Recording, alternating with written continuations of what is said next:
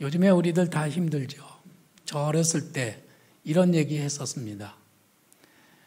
아유, 쌀이 있으면 팥을 꼬다가 떡을 해 먹을 텐데 장작이 없구나. 아무것도 없는 거죠. 요즘이 바로 그런 상황인 것 같아요.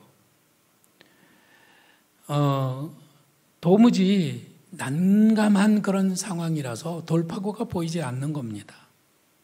오늘 읽은 성경 말씀에도 보면은 먹을 사람은 5천 명인데 먹을 것은 보리떡 5개와 물고기 2마리밖에는 없습니다. 근데 이런 상황에서 예수님은 하나님 앞에 감사 기도를 드렸다는 거예요. 도대체 뭐가 감사하다는 거냐? 우리는 그런 의문점을 가지고 성경을 들여다보게 됩니다. 예수님은 뭐가 감사했을까? 놀랍게도 예수님의 그 감사 기도 후에 보리떡 5개와 물고기 2마리를 5천 명에게 나눠줬더니 12강주리가 남을 만큼 다 배불리 먹고도 남았다는 거죠. 이런 기적이 우리 가운데도 일어나기를 바랍니다. 예수님은 옛날의 예수님일 뿐만 아니라 그분은 지금도 살아계시고 그분은 어저께나 오늘이나 동일하게 우리 가운데 일하시는 하나님이시기 때문에 지금 우리가 처해 있는 이 난감한 상황 속에서도 우리 예수님께서는 또다시 기적으로 우리에게 응답하시리라고 저는 분명히 믿습니다. 예수님은 기적의 주인이시고 전능하신 하나님이신 거지요. 할렐루야. 그걸 여러분들은 믿으시나요? 근데 왜 기운이 없으시지? 식사를 안 하고 오셨나요? 자, 제가 다시 한번 할게요. 우리 예수님은 기적의 하나님이시고 그리고 전능하신 하나님이십니다. 이 하나님이 지금도 우리와 함께 계시고 우리를 도와주시고 우리를 위하여 사랑을 부어주시는 그런 분이신 것을 저는 분명히 믿습니다. 자, 오늘 말씀의 첫 부분을 한번 읽어보겠습니다. 이것이 어떤 상황인지 한번 여러분들 보세요.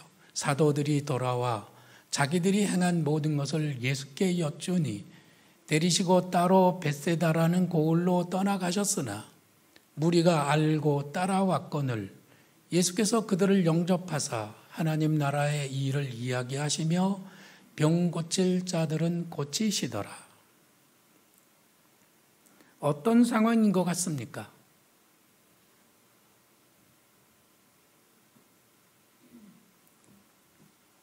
사람들이 몰려들었고 예수님께서는 무리들을 맞이하여 하나님 나라 이야기를 들려주시고 병든 사람들은 고쳐주셨습니다.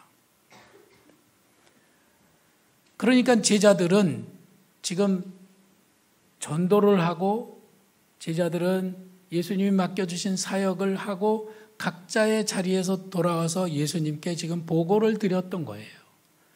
그래서 예수님은 제자들을 데리고 따로 벳세다라 하는 마을로 가셨습니다. 아마 한적한 곳을 찾아가신 것 같아요. 그런데 무리들이 그것을 알고 따라왔다는 거예요.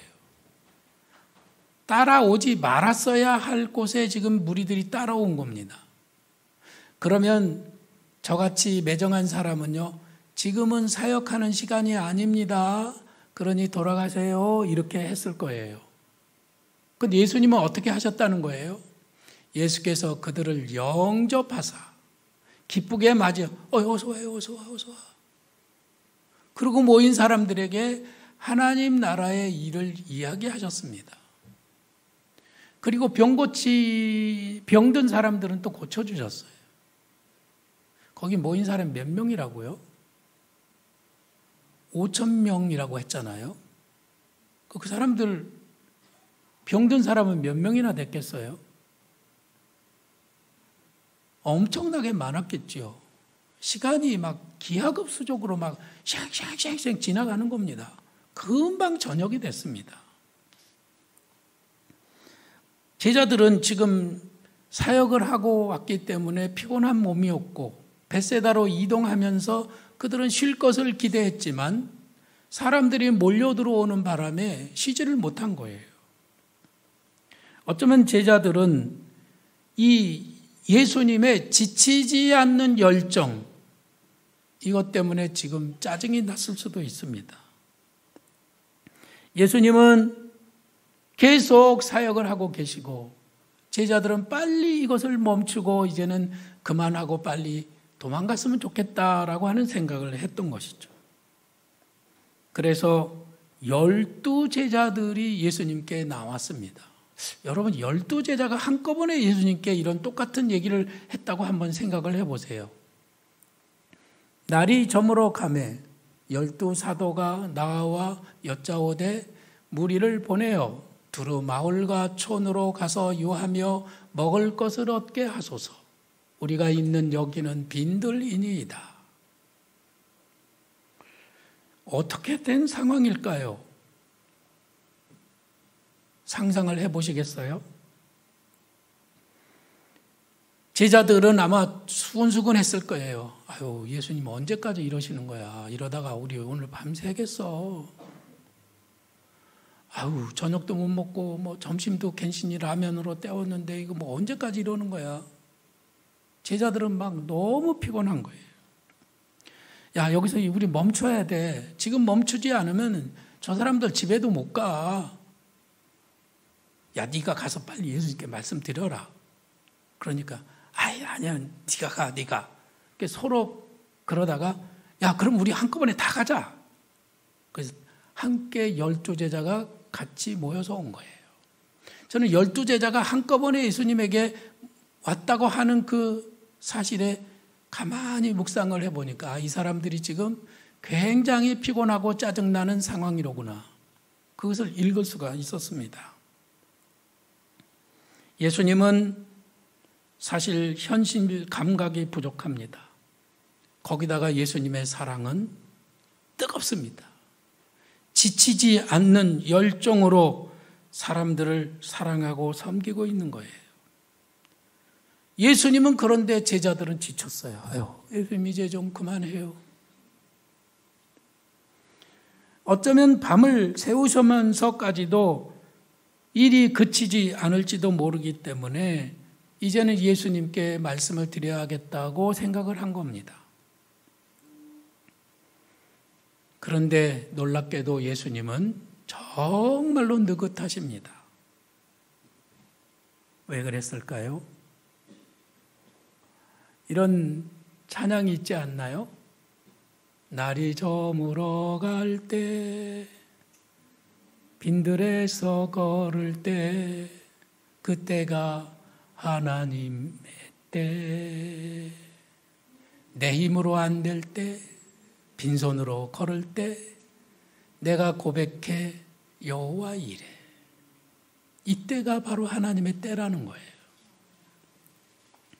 여러분들은 가만히 생각해 보세요. 언제 기적이 일어났었나요? 홍해 바다가 갈라진 것은 언제였습니까? 또 바람과 바다를 잠잠케 하신 것은 언제였습니까? 나병 환자를 고치신 것과 죽은 어린 아이를 살리신 그런 기적들은 언제 일어났습니까? 바로 우리 힘으로는 어떻게 해볼 수 없는 난감한 상황에서 우리 주님이 나서셔서 기적을 보여주셨어요. 성경에서 기적이 일어날 때는 언제나 난감한 상황이었습니다. 이 난감한 상황이 바로 기적의 첫 번째 조건이에요.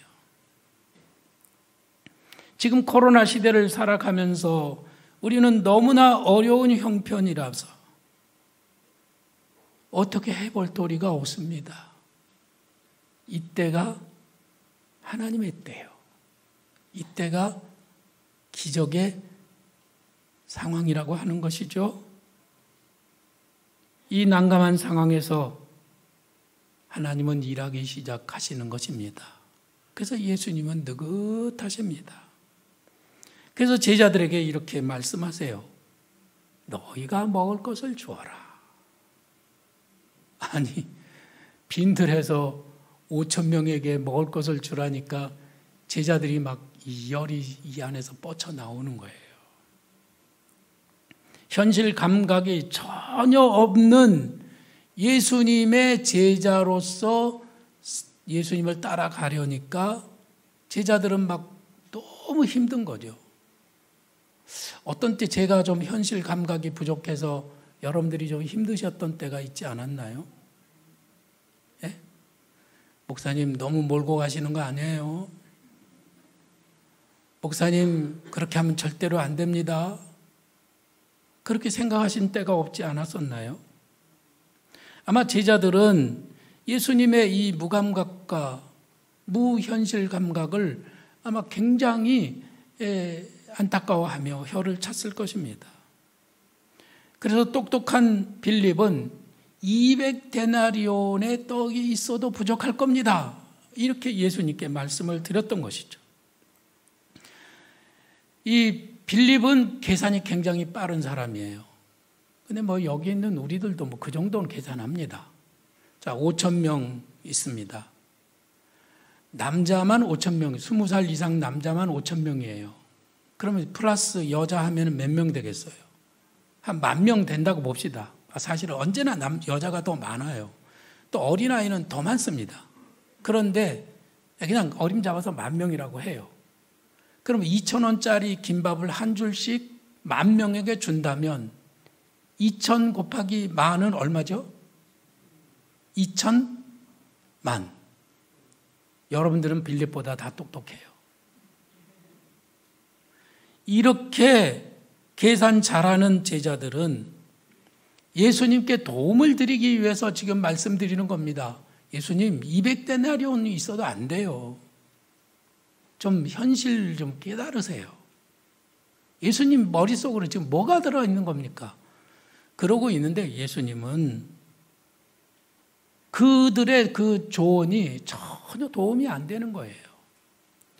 뛰어난 현실 감각과 똑똑한 판단은 지금 예수님이 하시는 사역에 방해가 될 뿐이지 도움이 안 됐다고 하는 것이죠.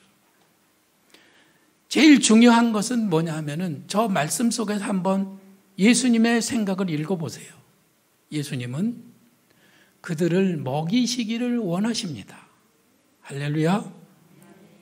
이 사람들이 집으로 돌아가다가 길에서 배고파서 쓰러질까 봐 걱정하시는 거예요. 그래서 그들에게 뭔가를 주어서 그들을 배불리게 하라. 이것이 예수님의 생각이고 예수님이 원하시는 거예요. 그러면 제자들은 지금 돈도 없는데 어떻게 하라는 거야? 그것을 자기가 책임져야 되는 줄 알고 지금 막 부들부들 떨고 있는 거예요. 근데 너희가 먹을 것을 주라는 것은 너희가 책임지고 너희가 다 어떻게 해봐라 이게 아니에요. 이 문제의 해결자는 예수님이시고 제자들은 뭐 하면 되죠? 예수님이 시키는 대로만 하면 되는 거예요. 할렐루야. 믿으시나요? 우리는 책임질 일이 없는 거예요. 책임은 누가 지는 겁니까? 우리의 주님. 우리에게 명령하신 그분이 모든 책임을 다 지시는 것이고 그분이 다 해결하시는 거예요. 우리는 그분의 말씀에 순종하기만 하면 된다는 겁니다. 믿으시면 아멘. 예수님이 굶주린 무리를 먹이시기를 원한다는 사실, 이거보다 더 분명한 기적의 조건은 없습니다. 주님이 원하시면 주님이 기적을 보이시겠죠. 우리더러 뭐 어디 가서 머리 자르고 가서 빵 사오라고 그게 아닙니다. 주님이 책임지시겠다는 거예요. 주님은 지금도 살아계시고 그분은 지금도 우리의 삶에 깊이 관여하고 계시고 그분은 지금도 우리를 주장하시고는 실제적인 주님이신 것을 그분은 보이고 싶어 하신다는 말씀이에요. 아무리 난감한 상황이라도 주님이 원하신다면 기적은 일어날 겁니다. 할렐루야. 우리는 그것을 믿고 기대하는 거죠. 그런데 이것이 가능한 일이냐, 가능하지 않은 일이냐. 사람들은 다 그것만 생각하는 거예요. 근데 그게 아니에요. 그런 생각은 틀린 생각이고, 진짜로 잘 생각하는 믿음의 사람들은 주님이 이것을 원하시느냐, 이걸 가지고 이 상황을 판단한다는 말씀인 것입니다. 자, 예수님이 그렇게 말씀하셔도 제자들은 그 말씀을 선뜻 이해하지 못해요. 그래서 이렇게 말씀드리죠. 예수님, 우리가 가진 것은 떡 5개와 물고기 2마리밖에 없습니다.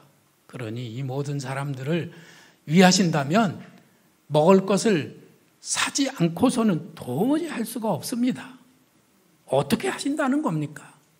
이게 이제 제자들이 예수님께 따지고 드는 겁니다. 요한복음에서 이 부분을 뭐라고 표현했느냐면, 예수님, 여기 한 아이가 있어. 물고기 2마리와 보리떡 5개를 가졌나이다. 그래서 물고기 2마리와 보리떡 5개를 예수님 손에 갖다 드립니다. 그 물고기 2마리와 보리떡 5개, 이것이 예수님 손에 들려졌을 때 그것이 모든 무리를 먹이는 기적의 씨앗이 된 것이에요. 엘리사 시대에 빚을 많이 진 선지자의 생도의 아내가 있었습니다.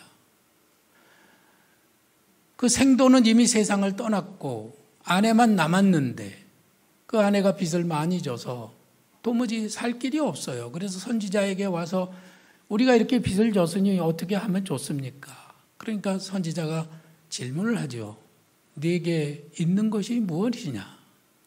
그러니까 우리 집에는 기름 2병밖에는 없습니다. 그러니까 그래, 그럼 그 기름 2병이면 됐다.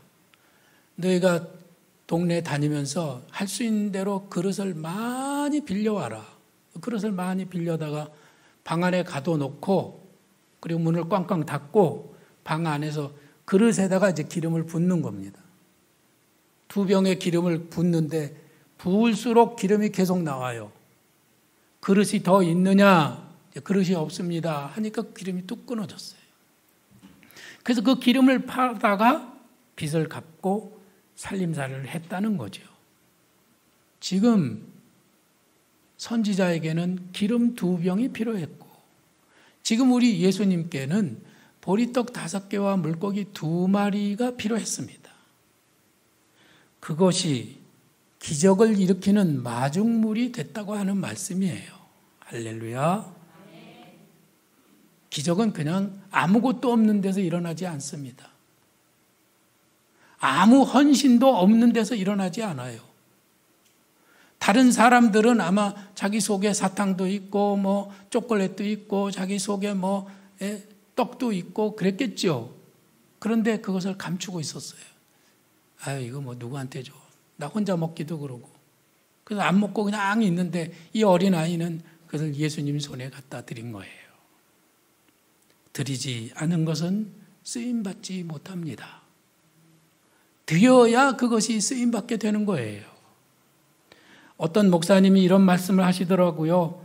우리 교회 교인들은 100% 11조헌금을 합니다. 그래요. 그래서 그 굉장히 큰 교회인데 그렇게 말씀을 하셔서 야, 그거 대단한 교회다. 그랬더니 그분이 이렇게 말씀하세요. 일부 교인들은 하나님 앞에 제대로 11조헌금을 하는가 하면 나머지 교인들은 다른 방법으로 11조를 합니다.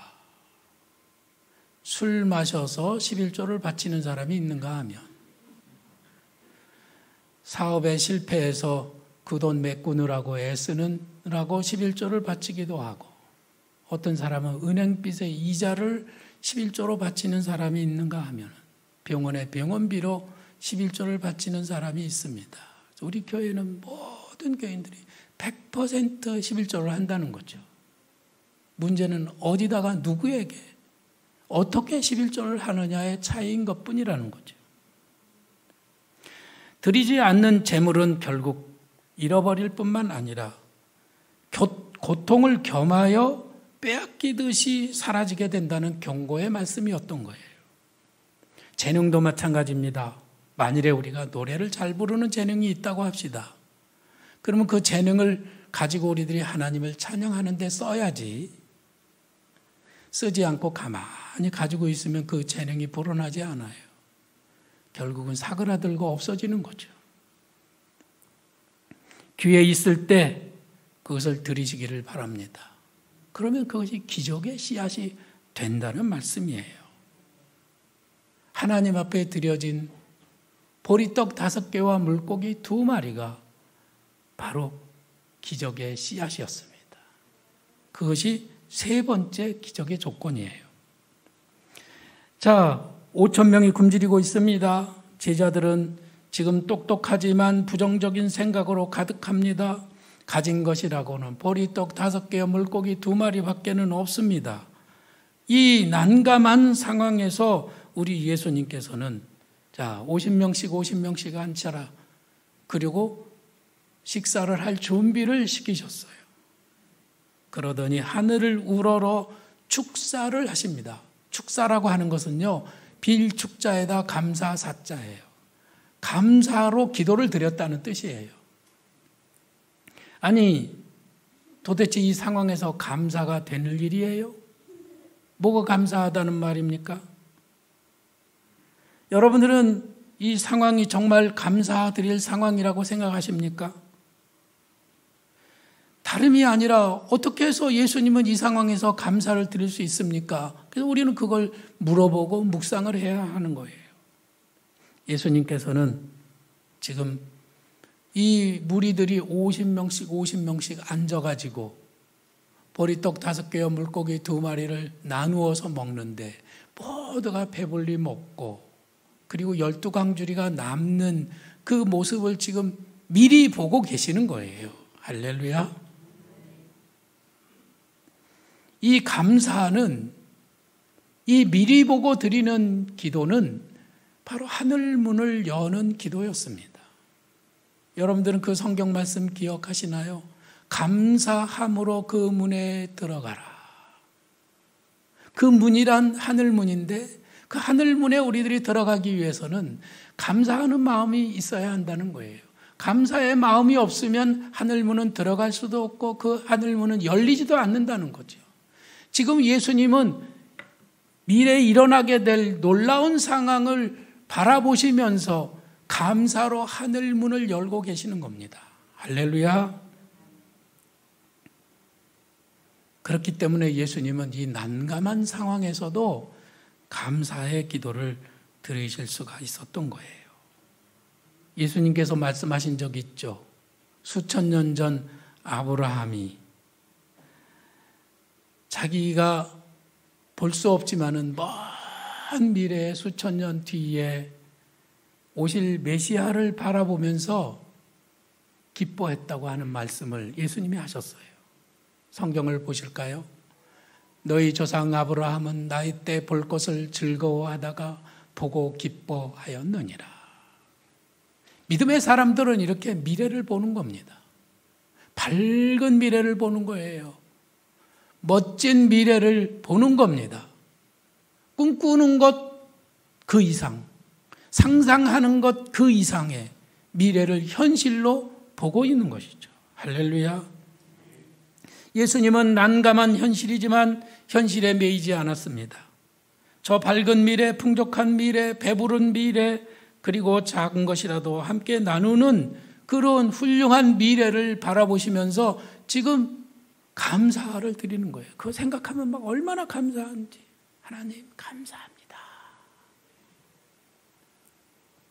저는 우리 교회가 건축되고 우리 교회 교인들의 자녀들은 물론이고 주변의 많은 아이들이 우리 하디학교에 와서 꿈을 키우며 공부하는 모습을 보고 있습니다.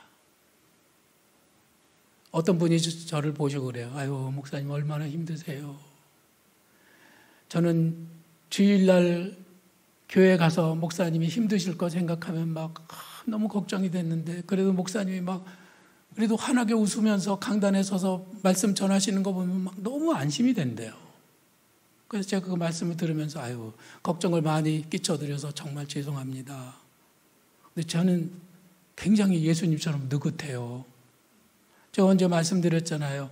마음을 찍는 그런 컴퓨터가 있는데 그 한의원에 가가지고 뭘 손에다 잡고서는 마음을 찍었는데 이 마음이 파래요. 연한 초록색하고 하늘색하고 이게 막 뒤섞여가지고 파래요. 그러니까 그 한의사가 저를 보고 깜짝 놀래요. 목사님 왜 이렇게 마음이 안정되어 있느냐고. 전 미래를 보는 거예요. 할렐루야. 그거 보고 있어요. 그것이 현실이 될 것을 믿고 있어요. 저는 부족하지만 내가 하는 것이 아니고 그 일 누가 하시는 겁니까? 하나님이 하시는 일이에요. 우리 주님이 그 일을 행하시는 거예요. 그렇기 때문에 저는 그것을 보고 그래서 마음은 지금 느긋하고 너무나 편안한 겁니다. 할렐루야. 그들이 그렇게 나누어 먹고 난 다음에 거두었더니 어떻게 됐다고 했습니까? 12바구니에 가득하도록 음식이 남았어요. 여러분 생각해 보세요. 그 음식 남은 12바구니에 남은 그 보리떡과 그 생선을 누가 가져갔을까요? 한번 상상해 보세요. 저는 예수님께서 많은 것을 오보영 기어를 가져왔던 그 어린아이에게 주지 않았을까요? 저는 교회 재정이 어려워 헌금을 여러분들에게 부탁하면서 너무나 죄송하고 그리고 떨렸습니다. 그런데 저는 놀랍게도 많은 분들이 돈을 빌려서라도 헌금을 하겠다고 하시고 어떤 분은 감춰뒀던 쌈짓돈이라도 하나님께 바쳐야겠다고 하시고 어떤 분은 저에게 연락을 하시고 목사님 제가 1번으로 바치고 싶어요. 그리고 미리 가져오신 분도 계셨습니다. 우리 하나님께서는 오병이어로 5,000명을 먹이시는 일로 끝나시질 않았어요. 남은 것을 거두게 하시고 그것을 어린아이에게 이거 다 너 가져라 하셨던 것을 저는 충분히 상상할 수가 있습니다. 하나님은 교회만 건축하지 않으시고 그걸로 끝 그렇게 하시는 분이 아니세요. 제가 경험한 하나님은 하나님 앞에 자신을 드리며 믿음으로 기적의 씨앗을 뿌린 성도들에게 놀라운 은혜와 복을 부어주신다고 하는 것이죠. 이 일에 기쁘게 자기를 드리는 이들에게는 하나님이 엄청난 은혜와 복으로 반드시 갚아주시는 겁니다. 예수님께 잠깐 배를 빌려드렸던 베드로에게 예수님이 깊은 곳에 가서 그물을 내려 고기를 잡으라고 하셨고 베드로는 말씀에 의지하여 그물을 내렸더니 2배 가득하게 고기를 잡았습니다. 우리 주님은 그런 분이에요. 한 번 주시면 막 차고 넘치게 주시는 분이십니다. 12강주리의 은혜가 여기 계신 여러분들에게 다 임하시기를 축원합니다. 어려울 때 인색하지 않고 하나님께 부요한 자에게 주시는 복을 여러분들이 받으시기를 축원합니다. 12광주리의 주인이 되십시오. 가득히 넘치도록 받아서 더 많이 나누고 드리고 선한 일에 힘쓰는 정말 하나님께 영광 돌리는 그런 하나님의 사람들이 되시기를 축원합니다. 우리 함께 찬양하실까요?